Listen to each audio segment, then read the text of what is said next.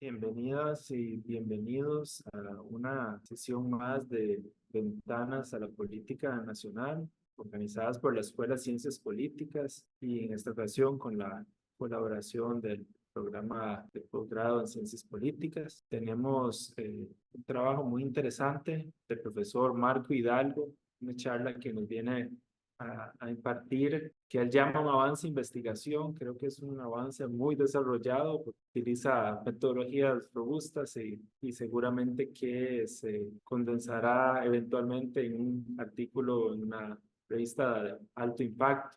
El tema de investigación es que alimenta el voto conservador de vuelta a las elecciones 2018 en Costa Rica, un tema que siempre, unas elecciones de las cuales siempre se puede decir algo interesante, algo nuevo, pues fueron elecciones cruciales en la historia electoral reciente de Costa Rica. Me permito presentar al profesor Marco Hidalgo, que es profesor en la Escuela de Economía de la Universidad de Costa Rica, es investigador en la Escuela de Economía y en el Instituto de Investigaciones en Ciencias Económicas. Él hizo sus estudios de grado en Economía en la Universidad de Costa Rica y tiene maestría en Economía, en Desarrollo Económico y Crecimiento en la Universidad de Lund, Suecia, y en la Universidad Carlos III, Madrid. Y pues es un honor, un gusto tener un investigador joven, pero con investigación de tanto de alto calibre como la que usted nos viene a presentar. Muchas gracias, Marcos. Un gusto tenerlo en la Escuela de Ciencias Políticas.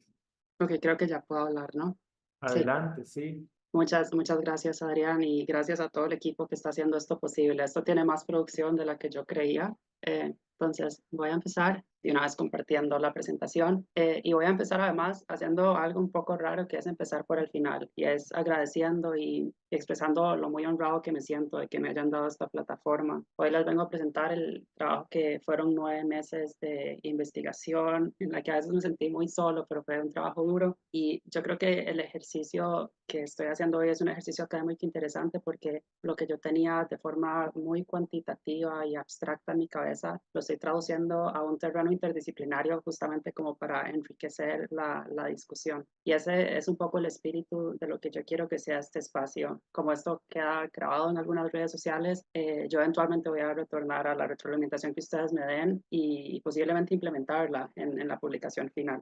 Yo creo que en el ciclo de vida de un paper hay como un camino a veces muy lineal, que es hacer la investigación, la mayor parte del cuerpo, luego mandar la revisión de pares para revistas arbitradas y luego cuando una vez eso pase se hace un poco de difusión. Yo estoy haciendo la difusión un poco antes porque lo que pretendo es implementar toda esa retroalimentación que ustedes me puedan dar. Entonces eso, para mí es verdad muy enriquecedor presentar esto a otro público fuera de mi zona de confort, que es economía. Entonces, a lo largo de la presentación pueden ver a mano izquierda cuál va a ser el hilo conductor y pueden ver exactamente en qué parte de la presentación estoy. Entonces, para empezar, voy a hablar del Silent Revolution. Por cierto, toda la presentación está en inglés porque el artículo está en inglés, pero creo que es medianamente entendible. A lo que iba es el Silent Revolution. Es un concepto que pertenece a varios académicos y que, reducido a su forma más abstracta, lo que quiere decir es que en situaciones de ansiedad económica es altamente posible desarrollar sentimientos negativos hacia la otredad. Entonces, si nos vamos al génesis de una sociedad muy primitiva, si fuéramos, por ejemplo, nosotros nómadas que no han descubierto la agricultura, dependemos un poco de la dotación de alimentos que nos dé la tierra. Entonces, si tenemos una cantidad limitada de alimentos para nuestra tribu y de pronto llega otra tribu a querer dispensar de esos alimentos, es posible que rechacemos a esta otra. Lo contrario pasa cuando hay más bien situaciones en las que la sobrevivencia se puede dar por sentado, porque cuando la sobrevivencia se puede dar por sentada, es más bien posible desarrollar entendimiento y empatía por la otredad. Entonces, esto que sigue estando, digamos, muy abstracto cuando lo vemos empíricamente, en el siglo XX las generaciones posguerra se encuentran en un contexto de globalización, pero además sin precedentes históricos en una situación de certeza económica. Entonces, estos autores lo que argumentan es que permite que intergeneracionalmente haya un cambio hacia valores postmaterialistas. sobre todo en las democracias desarrolladas de Occidente, grupos que previamente eran invisibles para los sectores mainstream empiezan a buscar su reconocimiento. Entonces esto se traduce en, por ejemplo, para las minorías, en la expresión de nuevas identidades de género, derechos para la comunidad LGBT, matrimonio igualitario, derechos reproductivos. Para los migrantes esto también permite, ¿verdad?, en un mundo con más mente abierta, que hayan más refugiados, tengamos una apertura, ¿verdad? Ahora comemos comidas de otros sitios del mundo que de pronto hace 70 años hubiera sido muy extraño. Y en cuanto a instituciones internacionales, por ejemplo, la ayuda humanitaria por las Naciones Unidas es una cosa que también se asocia a estos valores postmaterialistas. Y ahora entonces voy a hablar de lo contrario, que es la contrarrevolución, la reacción a esta revolución silenciosa. Si bien el capitalismo moderno ha permitido desbloquear estos derechos humanos, también es cierto que está dentro de un sistema muy desigual donde, como digo aquí, the winner takes it all. Este capitalismo, ¿verdad?, que pareciera que cuando medimos las cosas con crecimiento económico y pensamos que eso está bien, en verdad es un crecimiento económico que también pasa al lado de una creciente desigualdad. Y la mayoría de las ganancias del crecimiento económico en verdad se le atribuyen al 10% más rico de la población mundial. Mientras que los sectores menos educados, históricamente, lo que se ha documentado es que no solo han perdido ingreso real, es decir, capacidad adquisitiva, sino que también la proporción de la riqueza mundial que ellos tienen está cada vez cayendo más. Entonces, estos grupos que se han dejado un poco atrás, esos left behind groups, los valores posmodernos, las ideas disruptivas que traen las minorías cuando ganan derechos, les puede llegar a tener un sentimiento de confusión sobre su propia identidad. Se sienten desplazados y desconectados del grupo social al que pertenecían y ya no necesariamente pertenecen. Y puede entonces desarrollar sentimientos nostálgicos por un pasado mítico, glorioso, construido a partir de narrativas por sus padres, sus abuelos. A partir de esta revolución silenciosa se puede desarrollar una contrarrevolución por parte de estos grupos, anteriormente grupos mainstream, que se sienten desplazados y que sienten entonces una nostalgia por un pasado mítico. Estos grupos sienten además que los valores posmodernos están también desplazando de los discursos nacionales y de las agendas políticas sus intereses. Entonces, en vez de estar concentrándose el país o los países en la redistribución y en ver cómo ayudar a estas personas de los estratos más bajos, pareciera a vista de ellos que el país lo único que se está enfocando es promover valores que a ellos les choca un poco. Entonces, en este contexto o este tipo de contextos ofrece un terreno fértil para que políticos populistas lleguen a promover una narrativa de resentimiento en la que se defienda que estos grupos han sido humillados y prometan parar con la expansión de valores liberales y restituir la dignidad de estos grupos. Entonces, digamos, marco teórico lo hemos reflejado en situaciones empíricas, por ejemplo, en el continente americano, con las elecciones de Trump en 2016 y con las elecciones de Bolsonaro 2 años después. Y un caso definitivamente menos explotado por la literatura es el caso de las elecciones de Costa Rica en el 2018. Y aquí cito a varios de sus colegas. Cuando se piensan en estas elecciones y en los pronósticos que se hacían preelectoralmente, se esperaba que las personas tomaran la decisión de por quién votar en función de quién podía resolver esos problemas que habían en el país. La alta desigualdad, en ese momento todavía estaba muy en discusión la reforma fiscal, el desempleo. Y sin embargo, hubo un punto de inflexión que hizo que esto se eclipsara. Y esto es la resolución que hizo la Corte Interamericana de Derechos Humanos sobre el matrimonio igualitario, pero en verdad es una cosa más amplia que también atañe a la comunidad intersex. Entonces, en relación a esto, de forma un poco inesperada, un partido evangélico emergente que hasta el momento no tenía mucha popularidad, de pronto empieza a ganar muchos adeptos y a tener fuerza en medios de comunicación, lo que hizo que el país se polarizara un poco y se nos rompiera la burbuja de esta Costa Rica tan pacífica y Suiza centroamericana. Entonces, este suceso tan específico y especial en la historia de Costa Rica, según Barrera, que prepara en verdad un capítulo para el libro de Piketty muy relevante. Dice que está enraizado este proceso en la historia no de una Costa Rica, sino de dos Costa Ricas. Una que es próspera, educada y que principalmente vive en el centro del país, y la otra Costa Rica que no tiene tanto privilegio, tiene menos acceso a la educación y sobre todo vive en las costas y las fronteras. De hecho, esta es precisamente mi hipótesis de investigación. Aquí tengo georreferencia de las variables que de forma sostenida voy a estar utilizando en esta presentación.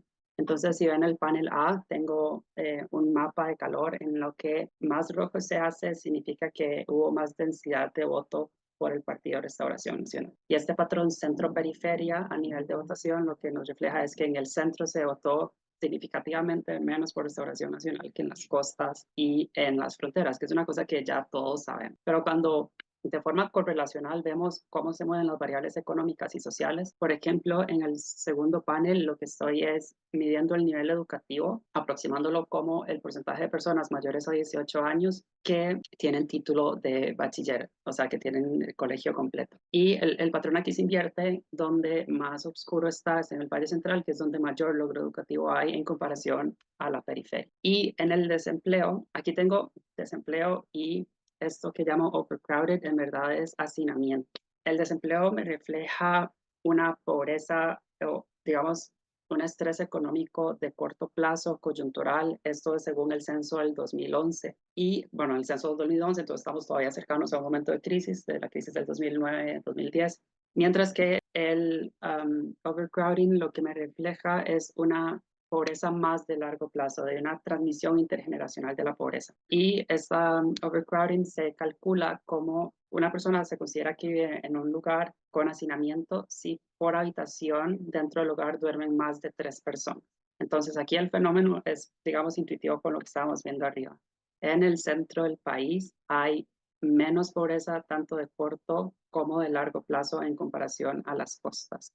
Esta hipótesis de la relación centro-periferia, voto conservador, voto no conservador, en verdad ya ha sido, digamos, estudiada por literatura muy, muy importante de colegas que ustedes probablemente conocen. Y esta literatura, digamos, suele tener un abordaje, por un lado, muy narrativo, muy cualitativo, y cuando se hace en análisis cuantitativo se hace desde lo correlacional. Entonces, a este cuerpo súper importante de literatura, el estudio que estoy presentando hoy, lo que aporta es a elevar los resultados de correlacionales a causales, utilizando una metodología que luego les voy a explicar. Entonces, hay mucha literatura. Antes les dije algunos autores que han trabajado al respecto en Costa Rica, pero antes de pasar a esto, y aquí es tal vez donde me siento un poco más incómodo con este tema, es en utilizar los términos populista, derecha, izquierda, pero es que justamente cuando se habla de populismo, según la literatura económica, es un término que de pronto es un poco arbitrario, porque se le dice populista a Hugo Chávez y a Donald Trump, que están como, ¿verdad?, un poco diametralmente opuestos. Entonces, en verdad, lo que los caracteriza es que no tienen una ideología económica, como no hay un cierto consenso en cuál es el rol que tiene el Estado o cómo tiene que ser la redistribución, pero si tuviéramos que sacar el máximo común denominador, hay como dos grandes rasgos. Uno es el antielitismo, y esto está muy asociado a que cuando pensamos en líderes populistas, estas personas suelen estar en contra de los criterios científicos como el calentamiento global o las vacunas, porque para estas personas la ciencia es un privilegio que ha tenido la élite. Y si pensamos en el siglo XX, la ciencia, que tenía como todo el potencial para sacar a la humanidad del sufrimiento, en verdad lo que nos trajo es la bomba atómica, trajo más sufrimiento a la humanidad. Entonces, primera característica, hay un sentimiento de antielitista, se culpa a las élites de la situación de desigualdad que sufren las clases más bajas. Y por otro lado, el antipluralismo, que esto se manifiesta de dos formas. Digamos, el antipluralismo lo que busca es que haya una cierta homogeneidad dentro del país. A nivel micro, esto quiere decir que las minorías son eso, son minorías que más bien son pluralistas, lo que no entra dentro de este concepto homogéneo. Entonces, no hay espacio para la protección de las minorías. Y a nivel macro, lo que quiere decir es que como todo es homogéneo, el Estado se puede reducir a un centro, digamos, a una centralización del poder. Por eso muchos políticos populistas, una vez están en poder, tienden a recortar instituciones y también a reducir, ¿verdad?, el poder que tienen instituciones como la prensa escrita o, digamos, los medios de comunicación. Y un matiz específico dentro del populismo es el populismo que la literatura llama derecha radical, que en adición a lo que ya dije, tiene dos características. El nativismo, que es la idea de que lo local es lo correcto. Y esto no solo aplica para el problema extranjero versus locales, sino que también aplica ideas. La otredad, esas ideas modernas que vienen de afuera, no tienen por qué estar bien. Y la segunda característica adicional es el autoritarismo, que eso se manifiesta en un lenguaje retórico muy retador en contra de las instituciones establecidas. Y en la defensa, digamos, de las normas morales en contra de las minorías. De hecho, se pretende escribir por encima de los derechos de las minorías, haciendo cosas como referéndums para escoger derechos humanos. Entonces, aterrizando esto al contexto de Costa Rica en el 2018, esta tabla muy inspirada en el paper de Piñátaro y Treminio.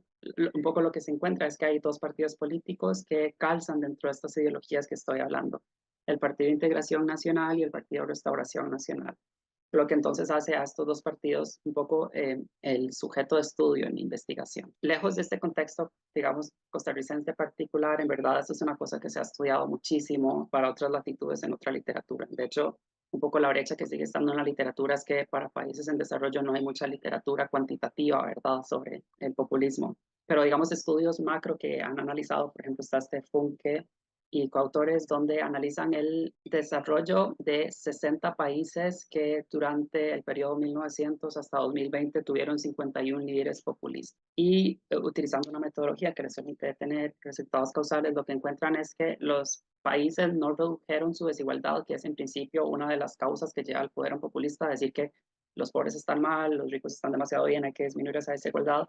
Irónicamente, esto no termina pasando, nunca disminuyen su desigualdad, y por el contrario, el ingreso per cápita tiende a bajar en promedio 10% en comparación al contrafactual que ellos construyen. Y digamos, sin ver a las causas, más bien nos antecedemos y vemos sin ver, perdón, las consecuencias, nos antecedemos y vemos las causas. Lo que se ha analizado es que hay una relación que conecta a la situación económica, la historia y la cultura. En particular, que las coyunturas pueden activar divisiones preexistentes que habían, y esto magnifica entonces la polarización que hay dentro de un país. Entonces, para tal vez ilustrar un poco esto, me gustaría hablar del caso alemán. Alemania es un país, digamos, muy interesante en sí mismo, pero además a nivel de investigación ofrece algo que muchos otros países no, y es evidencia pseudo experimental. Como tenemos un país que se divide en dos, eso permite hacer muchos análisis causales, ¿verdad? En ciencias sociales es muy difícil tomar a una población, dividirla en dos y decirle a un grupo que le voy a hacer algo y al otro grupo no, a ver cómo reaccionan. Eso, digamos, traería problemas morales y éticos, pero en el caso de Alemania se aprovecha mucho este contexto para hacer evidencia, ¿verdad? Entonces, asociado a esta idea de que coyunturas actuales están enraizadas en hechos culturales del pasado, por ejemplo, tenemos esta evidencia que nos dice que la violencia que sufrieron los judíos y la persecución por el partido nazi en el siglo XX en verdad tiene un precedente, que es la persecución que ya por sí sufrían los judíos en la Edad Media, porque a los judíos se les culpaba en buena medida de la gran mortalidad que hubo durante la peste negra. Y estas dos cosas entonces están causalmente asociadas. Un poco, digamos, echando la bobina hacia adelante, en el siglo XX además pasa una cosa muy interesante, que es sitios que ya por sí tenían una historia antisemita fueron los que más votaron a favor del partido nazi. Y esto coincide con un evento que pasó años antes, y es el colapso del Donata, que este es un banco que un judío era dueño de él, y se le asoció muchas veces la situación económica de Alemania a la quiebra de este banco, cuando en verdad la situación económica de Alemania se venía arrastrando desde finales de la Primera Guerra Mundial con la gran deuda que Alemania adquirió. Entonces es interesante como que las personas que tenían una cierta predisposición cultural a votar en contra lo hacen aún con mucho mayor razón cuando hay un suceso económico que no necesariamente está asociado. Y todavía más reciente, Cantoni y coautores analizan el AfD, el Alternative for Germany, que es un partido, muchos lo consideran de ultraderecha en Alemania, Y en las elecciones del 2017 lo que se encuentra es que los lugares, los sitios donde más se votó por este partido fue coincidentemente los sitios que en el siglo XX habían votado por el partido nazi alemán. Y digamos, esta relación, cuando se trata de testear para el 2013, esa correlación se cae. Entonces, esto aporta a esta idea o esta hipótesis de que las personas, en según qué coyunturas, pueden activar o desactivar estos sesgos que tienen en contra de una cierta minoría a la que le atribuyen los problemas de su país. Entonces, digamos, obviamente con otra historia y con otra naturaleza, pero esto tiene un paralelo con lo que estoy tratando de analizar. Entonces, voy a pasar ahora a la parte metodológica, ¿verdad? Un cambio un poco radical. Y aquí no me quiero concentrar demasiado en la matemática, esta es la regresión en la que baso mi estudio, pero voy a hablar un poco por encima porque luego es verdad que hago hincapié en cada variable. Lo primero es que estoy utilizando la variable que quiero aproximar, es la decisión electoral en el 2018 a nivel de distrito. Aunque quisiera tener información de 2018 explicada por otra información de 2018, la verdad es que la frecuencia con la que se reporta la información en Costa Rica no es, ¿verdad?, tan anualizada ni siquiera. Entonces, en el vecindario más cercano de datos, a nivel distrital, lo único con lo que puedo trabajar es con el censo del 2011. Entonces, los votos o la forma en que construyen los votos en 2018, la forma en que los distritos eligen, en promedio la estoy explicando por varias cosas. Una es por la tasa de desempleo, ¿verdad? Que me habla de la pobreza de corto plazo. Otra es el overcrowding o el hacinamiento, que es esto de la pobreza con una idea más de largo plazo y de transmisión intergeneracional.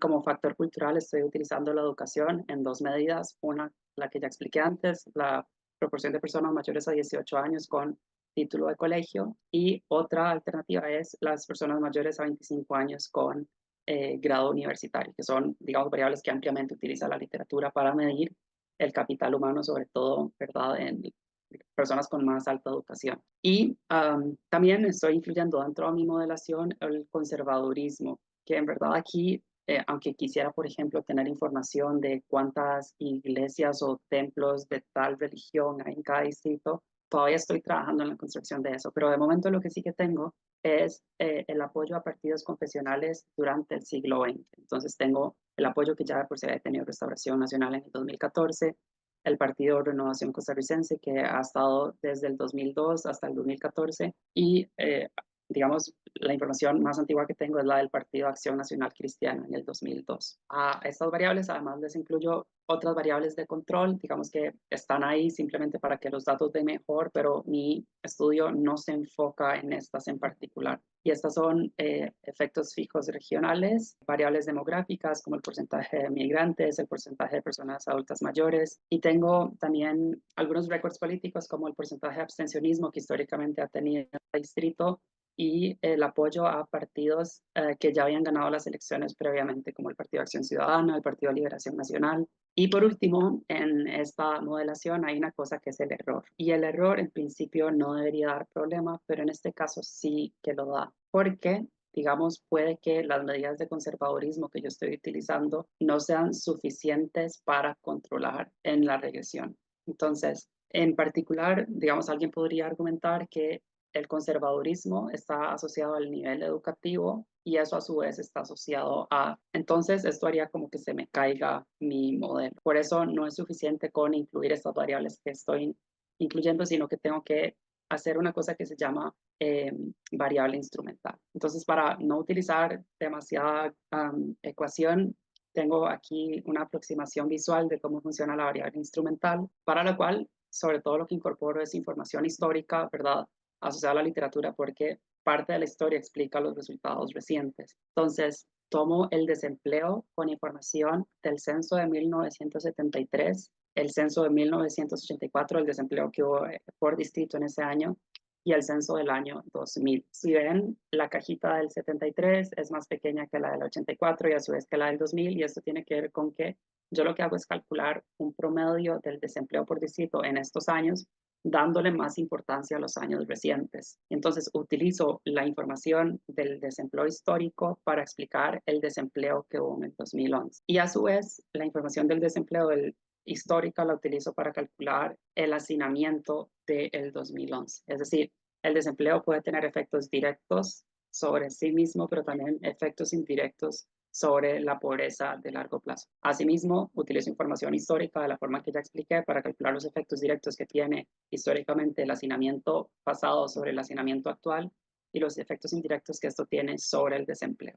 Entonces, el sistema se ve algo así. Tengo variables del pasado que me ayudan a predecir variables del presente, digamos, 2011. Y esto es importante porque, digamos, esta metodología me permite limpiar esos valores de desempleo y hacinamiento del 2011. Es decir, estos nuevos valores que estoy recalculando están limpios del posible efecto que me podría meter el no estar controlando bien por el conservadurismo. Porque, de nuevo, podríamos pensar que a mayor ansiedad económica es más probable que yo sea conservador, o puede que no, ¿verdad? Puede que la relación no sea tan lineal, pero esa relación potencialmente está ahí, y como está ahí, tengo que limpiar esos valores de esa posible relación que hace que se caiga mi modelo. A esto, además, le sumo el efecto que tiene la educación en el 73, en el 84, en el 2000 y en el 2011. Entonces, esto quiere decir que la educación, uno esperaría que ante mayor recorte educativo tenga un distrito, sea menor la probabilidad de que su población caiga en desempleo y que su población viva en condiciones de hacinamiento. Y aquí lo interesante, a diferencia de la modelación gráfica que hice antes, es que estoy incluyendo efectos contemporáneos, es decir, uno esperaría que personas con título de colegio y universidad tengan altos niveles de habilidad. Por eso es que la educación tiene aquí un efecto contemporáneo, porque uno esperaría inmediatez en esta relación. Entonces, el sistema finalmente se vería algo así. Ahora, este modelo, entonces, un poco lo que tiene es que la educación no va a tener un efecto directo sobre el voto conservador. Uno pensaría, naturalmente, ¿verdad?, que personas con mayor nivel educativo es menos probable que voten por un partido antiderechos humanos, porque su educación precisamente le está dando las herramientas correctas para no tomar, bueno, no sé si correctas, pero le está dando las herramientas para no votar por el partido antiderechos humanos. Y sin embargo, yo no lo estoy modelando como un efecto directo, sino como un efecto indirecto. Y esto es por algo que modelos cuantitativos llamamos multicolinealidad. Si yo pongo en este modelo al mismo tiempo dos variables que están muy relacionadas, como es la educación y la situación económica, puede que la situación económica eclipse el efecto educativo, haciéndome pensar al final del paper que la educación no importa, cuando en verdad todo fue problema de cómo acomodé las variables. Entonces, en esta modelación tengo esta primera etapa donde lo que trato es de pulir las variables que me aproximan a ansiedad económica a partir del histórico de educación y ansiedad económica. Eso es lo que llamo la primera etapa. Y luego de esta primera etapa, entonces con esos valores limpios sí que puedo aproximar el efecto que la ansiedad económica tiene sobre el voto conservador. Y aplicando esta metodología donde de nuevo estoy limpiando estos valores, paso de tener valores correlacionales a tener valores causales. Entonces, les decía antes, estoy utilizando información histórica y eso puedo argumentar, ¿verdad?, que tiene mucho sentido. Uno pensaría que lugares que desde el siglo XX tienen altos estándares educativos, es probable que hasta la actualidad mantengan ese nivel o que incluso lo hayan mejorado. Es decir, hay una cierta permanencia en el espacio del nivel educativo y de la ansiedad económica. Y eso entonces podría estar afectando la forma en que las personas deciden. Pero ahora quiero, digamos, presentar evidencia más contundente. Por ejemplo, aquí tengo un gráfico que en el eje vertical lo que me mide es el porcentaje de votos válidos a favor del Partido Restauración Nacional en la segunda ronda de 2018, explicado o relacionado con el porcentaje de personas mayores a 18 años con título de colegio, no en el año 2011, que es el más cercano que tengo, sino en el año 2000. Es decir, dos sucesos como un poco distantes en el tiempo los estoy relacionando. Y lo que encuentro es una correlación negativa. Y además hay un patrón regional. Si ustedes ven los puntitos azules, que son los asociados a los distritos de la región central, es la región donde mayor estándares educativos hay, pero menor voto hubo por el Partido Restauración Nacional. Y diametralmente opuesto, los puntitos verdes, que es la región Huetar Atlántica, es donde menos recorte educativo hay, medio para el año 2000, pero donde más voto por el Partido Restauración Nacional hay. Y esta relación, que de momento es eso, es solo una correlación, se sostiene también cuando lo analizo para 1984 y para 1973. O sea que, de nuevo, refuerzo esta idea de que hay una cierta permanencia de las variables en el tiempo, en este caso de la educación en el tiempo, y que eso entonces podría estar modelando las preferencias personales que luego, vistas a nivel distrital, se reflejan en estos puntitos. Esto mismo podríamos analizarlo, ¿verdad? En este caso para el desempleo. Vemos que en promedio sitios con más desempleo en el 2000, en el 84 y en el 73, sitios históricamente con desempleo, con mayor desempleo, votaron más en el 2018 por el Partido Restauración Nacional, por esa de corto plazo, en este caso, por esa de largo plazo cuando lo veo con overcrowding, y es conclusión similar, sitios donde más hacinamiento histórico hay, es sitios donde en 2018 de forma consciente más votó por el Partido Restauración Nacional.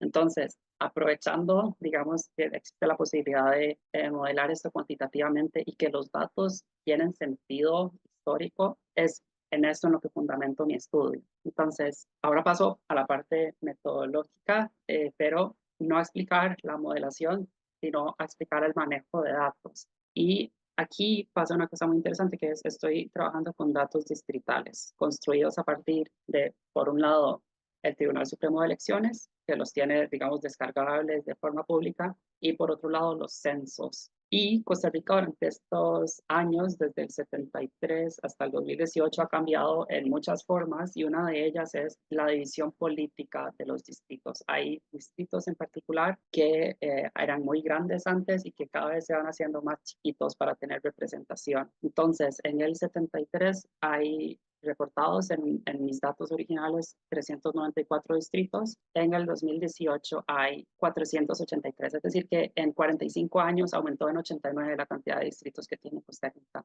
Y esto me venía un poco mal a priori en mi estudio porque yo necesito que esos puntitos que vimos antes sean los mismos puntitos a lo largo de la historia. Es decir, tengo que comparar papas con papas, si lo quisiera poner, ¿verdad?, en términos de un profe de mate. Entonces, realmente no hay como una forma de arreglar esto que sea fácil sin ensuciarse mucho las manos.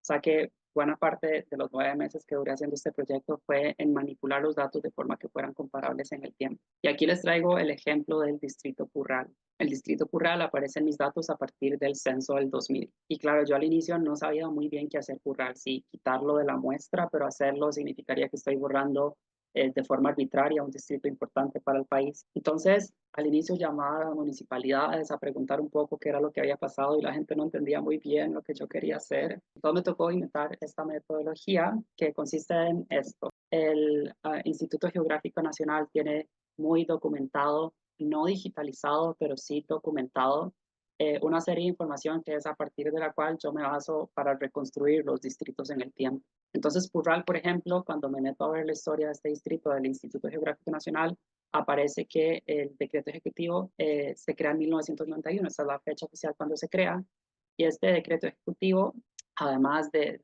oficializar a Purral como un distrito, documenta cuáles son los barrios, las poblaciones, las fincas que hay dentro de él, que en este caso son Villa de Purral, Alto, Lomas del Tepeyac, vienen, digamos, todos estos sitios. El Instituto Geográfico Nacional también tiene georreferenciado a los cantones y a los distritos. Entonces, busco Purral y veo cuáles son los distritos por los que se encuentra bordeado. En este caso, Guadalupe, Ipiz, Mata de Plátano y este que es Rancho Redondo.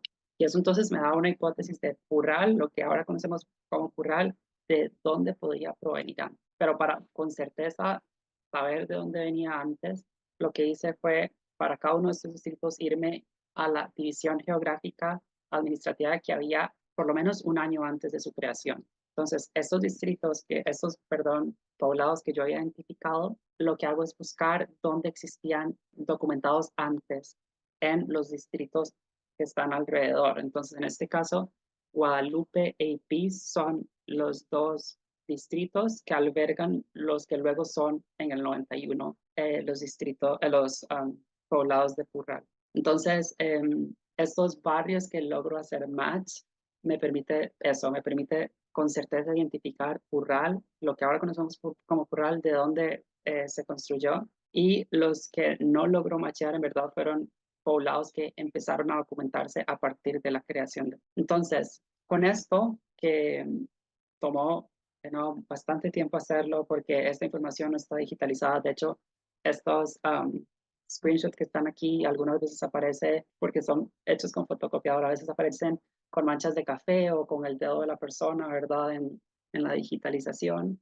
No había como una forma sistemática de hacerlo, sino que sí que había que hacer un trabajo humano de archivo. Pero con esto, entonces, logro obtener una base de datos de distritos que son comparables en el tiempo desde 1973 hasta el 2018. Y a pesar de que no era como el objetivo de la investigación hacer esto, es verdad que es como un producto paralelo que tiene la investigación. Entonces, para cualquier persona dedicada a la investigación que quiera hacer uso de estos datos, están disponibles para eso, para que puedan hacer análisis histórico de los distritos en Costa Rica y que sean comparables en el tiempo. Entonces, pasando a los resultados, justo mi base de datos final se compone de 391 distritos que son mi unidad de análisis. Son distritos entonces comparables en el tiempo, en este caso a nivel censal desde el 73 hasta el 2011. Y aquí estoy haciendo un zoom para que sea un poco más grande. Costa Rica está compuesta por cada kilómetro, o sea, cada distrito más o menos tiene 131 kilómetros cuadrados, lo cual es muy variante porque hay distritos que van desde los 600 metros a otros que van hasta los 2000 kilómetros. La población de Costa Rica ha cambiado mucho, digamos, documentado a partir de la información censal. En el 73 había más o menos 1.833 habitantes por kilómetro cuadrado en promedio por distrito, y eso cambia a 2.246 para el 2011. En cuanto a nivel educativo, ha habido un gran avance. Por ejemplo, la titulación a edad 18 para colegio pasa del 10% en el 73 a 36% en el 2011. Y en cuanto a factores económicos, la tasa de desempleo, que en verdad eso no tiene por qué tener un comportamiento histórico intuitivo, pero es verdad como que Costa Rica ha mejorado históricamente ese indicador de corto plazo. Pasó de 7% en 1973 a 3% en el 2011. Y donde en verdad hay bastante más cambio es en el índice de hacinamiento. En promedio, en Costa Rica, 28% de la población vivía en condición de hacinamiento en 1973 y ese número se reduce apenas a 5% en el 2011. Entonces, ¿por qué es importante como este cambio que ha tenido en Costa Rica? Porque precisamente mi modelo cuantitativo enriquece sus resultados a partir del cambio o la mejora en desarrollo que van teniendo los distritos. Entonces, a medida que un distrito vaya mejorando sus indicadores, se esperaría que eso tenga algún grado de influencia en la forma en que las personas deciden la elección de sus políticas, ¿no? Bien, y por otro lado, la data, entonces, a partir de la información del Tribunal Supremo, tengo registros durante el siglo XXI de las elecciones. Entonces, para estos 391 distritos, durante estos años el nivel de abstencionismo se ha mantenido relativamente estable entre el 33, 36% y el voto hacia los partidos que aquí estoy llamando mainstream, en verdad son partidos que han ganado las elecciones, ha sido interesante. En el 2002 gana el Partido Unidad Social Cristiana con 39% de los votos. Liberación Nacional, que ganó las elecciones en 2006 y en 2010, es el único partido que durante el siglo XXI lo ha logrado en primera ronda. Y luego en las elecciones del 2014 y el 2018 gana el partido Acción Ciudadana, ahora sí que en segunda ronda. Pero lo realmente interesante es este punto de inflexión que hablaba al inicio. Cuando vemos el apoyo a partidos confesionales, en verdad, como mucho, llegó a sumar 2% del electorado total del país en el año 2014. Y pasa algo en el país, hay un punto de inflexión que además está permeado de una situación económica preexistente, ¿verdad?, que explota en ese momento. El apoyo a partido confesional en el año 2018 suma 26%. Entonces pasamos 2014 2% a 2018 26%. Explota esa burbuja de la Costa Rica progresista que muchas personas pensábamos. Ok, entonces ahora voy a pasar a explicar mis resultados y típicamente como se suelen explicar los resultados es con una tabla de regresión, pero para facilitar un poco lo estoy haciendo de forma gráfica. Entonces esta es la primera etapa que les expliqué antes, es la etapa en la que utilizo la información histórica para limpiar mis indicadores de ansiedad económica o estrés económico. Y aquí lo que vemos en esta parte de educación es que tanto los logros en secundaria como en universidad tienen efectos sobre las barras azules, que es el desempleo del 2011, y las barras rojas, que es el hacinamiento en el 2011. Entonces, la información histórica de la educación lo que nos dice es que a nivel de colegio, pareciera que el colegio ayuda a que haya más desempleo y más hacinamiento. Sin embargo, a pesar de que ese resultado es raro, es verdad que el resultado de universidad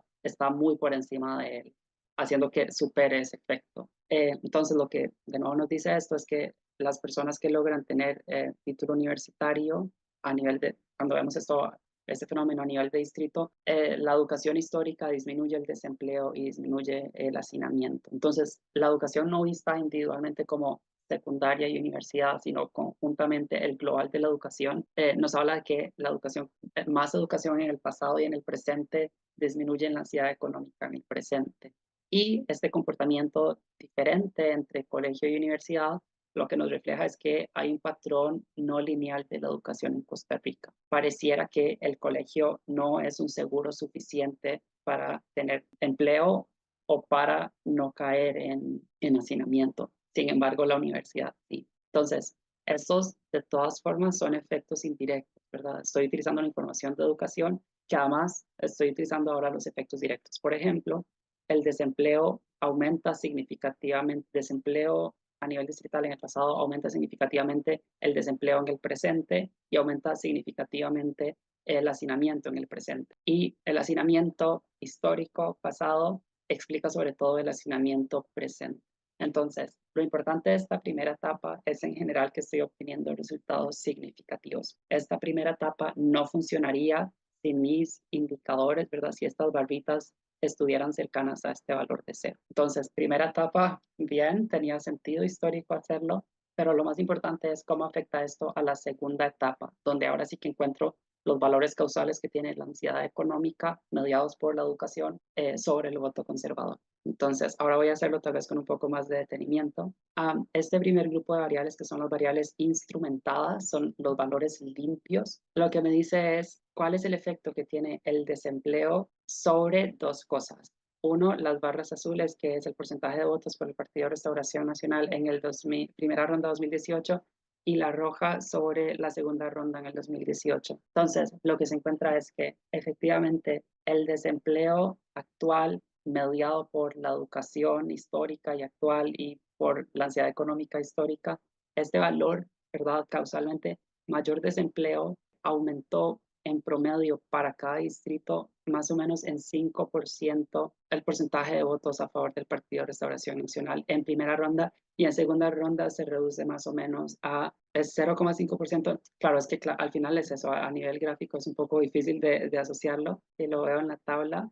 En segunda ronda el desempleo aumentó la probabilidad, no la probabilidad, aumentó el porcentaje de votos en 2,35%.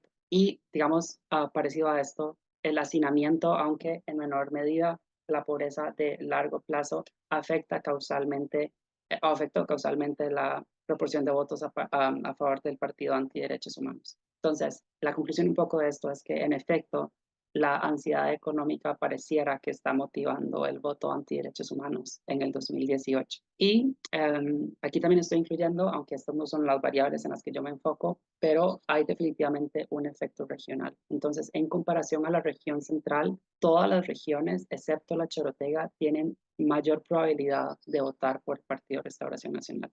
En particular, la región Huetar Caribe y la región Huetar Norte. Y también en estas variables de control estoy incluyendo como para controlar el conservadurismo, y es significativo que los lugares donde ya de por sí se había votado, aunque realmente muy poquita gente votó en 2014, pero los lugares que tenían mayor reporte de voto conservador en 2014 votaron en esos sitios más en 2018. Y pasa también con el partido Renovación Costarricense. Sitios donde más se había votado por este partido en el 2006 significativamente votaron más en 2018. Entonces, si como trato de condensar estas ideas que siguen estando un poco abstractas, aunque les haya presentado de forma gráfica, un poco la conclusión es que los distritos en los que históricamente han habido altos niveles de educación y bajos niveles de desempleo en el pasado son sitios que están económicamente mejor en el 2011, y que, por el contrario, sitios que en el 2011 están económicamente sufriendo de estrés, son sitios donde causalmente más se votó por el Partido Restauración Nacional. Es verdad que esto hay como que examinarlo un poco más a profundidad. Mi metodología podría estar funcionando a partir de la data que yo construí, pero ¿qué tal que si yo en lugar de utilizar los datos censales, utilizo información, por ejemplo, del Mideplan? Pues si lo hago, yo esperaría tener resultados parecidos, porque de lo contrario, si altero la data que estoy utilizando y encuentro resultados contrarios, eso querría decir que mis resultados dependen de los datos que utilizo. Entonces, en este espíritu, yo lo que hago en esta investigación es aplicar un test de robustez, cambiando mis datos. Y en este caso los cambio aprovechando la información del estudio postelectoral que hace el CIEP con el Tribunal Supremo de Elecciones. Este es un estudio que genera sus propios datos. En este caso son entrevistas a personas, son 1.500 personas a las que se les hace entrevista cara a cara entre noviembre y diciembre del 2018. Y además, una característica que tiene esto es que cómo se le pide el diseño muestral al Instituto de Estadística y Censo, esto tiene representatividad nacional. Entonces, voy a ir explicando cómo aprovecho esta información generada para este estudio, pero rápidamente utilizo varias variables de apoyo al Partido Restauración Nacional.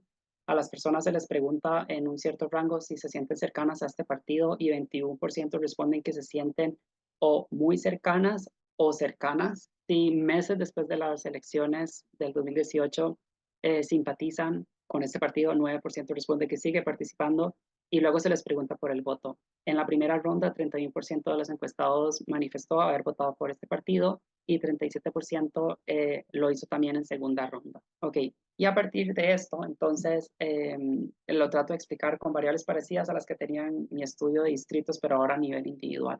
En particular, estoy interesado en variables económicas. Por ejemplo, hay una pregunta sobre la situación económica poco subjetiva. Se les pregunta a las personas si están bien, mal, no tan bien económicamente y 55% responden que tienen un ingreso suficiente o incluso que les alcanza para ahorrar. Y en cuanto a ingreso objetivo, a las personas se les pregunta de una lista de electrodomésticos o artículos de lujo cuántos de estos tienen, con lo cual yo construyo un indicador y lo que hago es calcular entonces qué porcentaje de estos 8 elementos las personas tienen en su hogar. Y las personas tienen en promedio 54% de estos artículos. Además, utilizo la información ya no ni subjetiva ni objetiva, sino la información de si la persona tiene empleo o está desempleada. 7% de la población encuestada en este momento estaba buscando empleo y no lo tenía. Entonces, a partir de esta información, que son todas variables discretas, ¿verdad? Tengo, no tengo, cuántos tengo, lo que hago es construir una variable continua. Entonces, de estos indicadores los parametrizo para construir una variable que tiene una escala de 0 a 100. Es decir, construyo un ingreso que no es exactamente eso porque yo no tengo el salario de las personas, pero si lo tuviera sería un salario que va desde 0 colones hasta 100 colones. Y esta medida se ve tal que así. Este es el histograma. Esta es, digamos, la distribución del ingreso de acuerdo a esta medida de ingreso. La ventaja que tiene esto es que yo puedo construir una variable continua a partir de variables esencialmente discretas. Sin embargo, puede, digamos, argumentarse que es bastante subjetiva la construcción que yo hice y esta subjetividad podría estar induciéndome a errores en las estimaciones que voy a hacer a posterior. Entonces, esto justifica que yo en este estudio, ahora no a nivel de distrito, sino a nivel de persona, utilice también una solución de variable instrumental que la hago a partir de la educación del hogar. Entonces, mientras en el estudio de distritos utilizo información de educación histórica para predecir la ansiedad económica presente, aquí utilizo a nivel individual lo siguiente. Tengo para cada persona cuántos años de educación tiene, pero además para personas, sobre todo jóvenes, se les pregunta cuál es el nivel educativo del jefe de hogar. Jefe de hogar definido como la persona que aporta la que más económicamente al hogar, pero además vive dentro de su hogar. Así lo restringí en la muestra. Entonces le calculo la educación a la persona o a su jefe de hogar. Y lo que utilizo como instrumento en este caso es el máximo de los dos. Entonces, hacer esto en verdad tiene el propósito de abstraer el nivel cultural más inmediato que tiene una persona, que es dentro de su mismo hogar. Uno esperaría entonces que hogares donde más nivel educativo hay, esto influya sobre el tipo de políticos que escoge y los valores que promueven esos políticos. Y además, esta encuesta tiene una cosa muy interesante que es, me permite controlar mucho mejor el nivel de conservadurismo. A las personas se les pregunta si en los últimos 5 años participó en algún grupo religioso, 44% responde que sí que lo hizo. Y también en una escala de 0 a 10 se les pregunta qué tanta confianza tiene usted sobre la Iglesia Católica, y de 10 estrellas en promedio la población responde que 5.7 estrellas. Entonces, utilizo toda esta información, ¿verdad? Con una metodología análoga, y lo que encuentro es lo siguiente. No lo voy a ver en tabla, pero la primera etapa, este gráfico lo que me dice es, en promedio, un año extra en el nivel cultural de la casa aumenta los ingresos de esta casa más o menos en 1.5, ¿ok? Entonces, primera etapa funciona bien. Esto me ayuda a limpiar el efecto que pueda tener ahora los ingresos sobre el voto. Y eso es lo que encuentro en esta segunda parte. Aumentar en un punto porcentual mi medida de ingresos, ¿verdad? En esta Costa Rica, donde las personas tienen solo 0 hasta 100 colones, aumentar en 1% o en un punto porcentual el ingreso disminuye la probabilidad de votar por el Partido de Restauración Nacional en segunda ronda más o menos en 1.3%. ¿Ok? Y así para las otras medidas. Es decir, independientemente de la forma en la que yo esté midiendo el apoyo a este partido, el ingreso explicado por el nivel cultural previamente disminuye significativamente la probabilidad de apoyar al Partido de Restauración Nacional. No voy a tal vez saltar esto, pero aquí lo que encuentro es que efectivamente la religiosidad tiene un efecto positivo sobre la probabilidad de apoyar al Partido de Restauración Nacional, contrario a lo que pasa con el nivel de confianza en la Iglesia Católica. Y también hay un efecto regional que en verdad aquí no es tan claro, porque a nivel individual uno esperaría que macroindicadores como son las regiones dejen de tener un efecto, lo que sí pasa en el estudio de distritos. Un poco cerrando esta parte del test de robustez, lo que estoy encontrando es evidencia confirmatoria a favor de mi hipótesis inicial, que es que la ansiedad económica mediada por bajos logros educativos causaron el voto antiderechos humanos en las elecciones del 2018 en Costa Rica. Entonces, resumiendo, ¿qué es lo que hice? Exploto este episodio especial en la historia reciente latinoamericana, donde la discusión política, en vez de centrarse en debates económicos o de naturaleza económica, se centró en esencialmente derechos humanos, lo que hizo que el país se polarizara, y era una cosa como que no se esperaba mucho. Entonces, construí mis propios datos a partir de información electoral durante el siglo XXI y microdata desde el censo del 73 hasta el 2011. Construyo mi propia data para implementar un análisis causal, que es el de variable instrumental, en el que lo que encuentro a grandes rasgos es que la ansiedad económica mediada por la historia y la educación son los que causaron en 2018 en parte el apoyo a este partido antiderechos humanos. Y mis resultados son robustos incluso cuando altero la data de distritos y la paso a nivel individual. Entonces, no quiero como terminar esto solo como con, ¿verdad?, cosas cuantitativas, sino un poco una reflexión ahora sí que más personal, y es que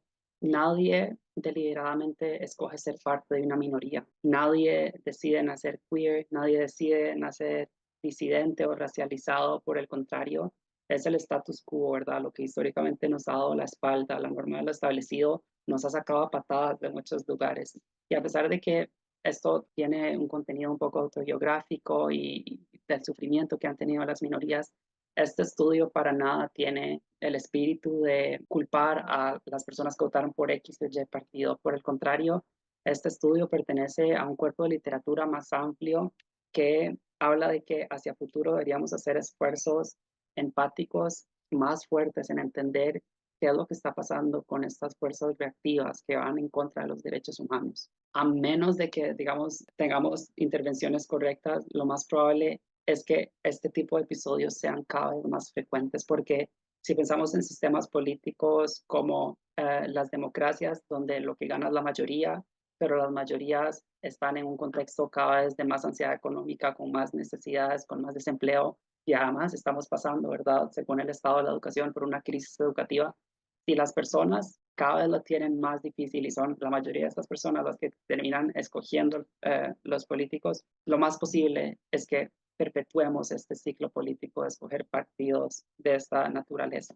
Entonces, lo que de hecho decía en economía es que esto debería ser un compromiso para que las personas que estamos, ¿verdad?, todavía formándonos, tratemos de buscar soluciones del tipo hacer menos pobres a los pobres en vez de hacer más ricos a los ricos. Que esta segunda forma, digamos, laboralmente incluso mayor remunerada y genera más oportunidades. La primera forma, hacer menos pobres a los pobres, no es tan popular, es más difícil, es más retadora, pero en verdad es de las formas que nos ayudaría a mediar un poco este problema de desigualdad reflejado en el tipo de políticos que escogemos. Y ahora, lo último que voy a decir para cerrar este espacio es, este estudio lo pretendo no, obviamente con la retroalimentación que me den y que implemente, pretendo que no sea solo un estudio aislado, sino convertirlo en una agenda de investigación más amplia donde explore esto para otras latitudes. Y también quisiera hacerlo para Costa Rica. Por ejemplo, nada más salga el censo del 2022, me encantaría replicar un análisis parecido a este para las elecciones justamente del 2022. Entonces, hasta que no salga el censo no voy a poder hacer ese estudio, pero esto es una invitación para que cualquier persona en ciencias políticas me contacte cuando eso pase y potencialmente coautoremos un paper al respecto. Yo hago toda la parte metodológica y eso, nada, de verdad les agradezco este espacio y invitados a seguir formando parte de esta agenda de investigación. Ahora sí, con esto termino. Muchas gracias y me quedo para la parte final. Muchas gracias, profesor Marco, por su detallada exposición de su investigación. Me parece muy valiosa porque se puede aprovechar desde muchos ángulos.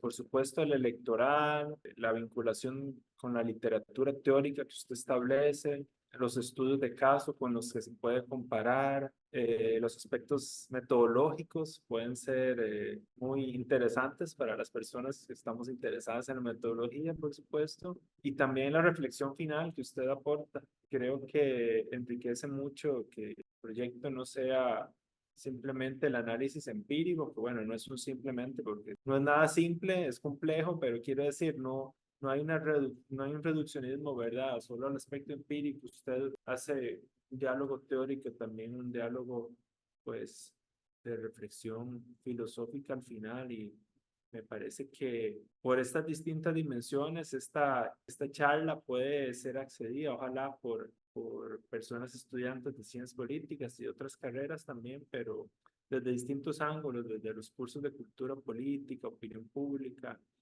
también de los cursos de opinión pública y cultura política de la maestría, también de los cursos de análisis político cuantitativo, que son nuestros cursos de estadística. Entonces, pues es un recurso, podría decirse, también de docencia, para la docencia en algunos cursos.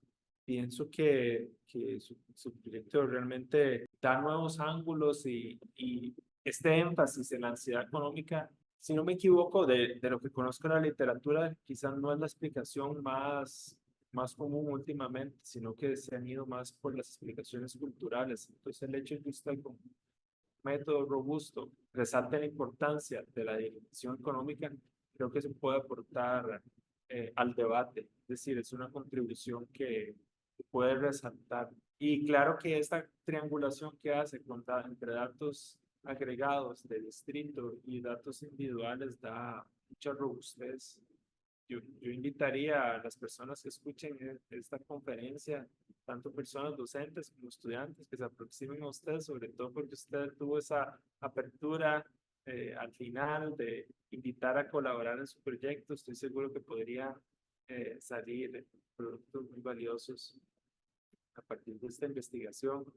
Aunque ya vamos a cerrar esta ventana de la política nacional, nuestro diálogo con usted y bueno, con la Escuela de Economía en general, pero no termina acá, quedan las puertas abiertas y esperamos leer muy pronto este trabajo y otros más que vengan, sobre todo con las elecciones de 2022. Creo que también eso va a ser muy interesante y desde ahora lo deja uno a la expectativa de que va a encontrar, de si el comportamiento va a ser similar, va a ser distinto, porque son ofertas partidarias distintas, con puntos similares, pero entonces habría que ver qué tanto sus determinantes son constantes, son estables, una y otra. Muchísimas gracias, profesor Marco Hidalgo de la Escuela de Economía y gracias a la compañera Carlos Ríos, el compañero Mario Arias por la colaboración en esta ventana a la política nacional.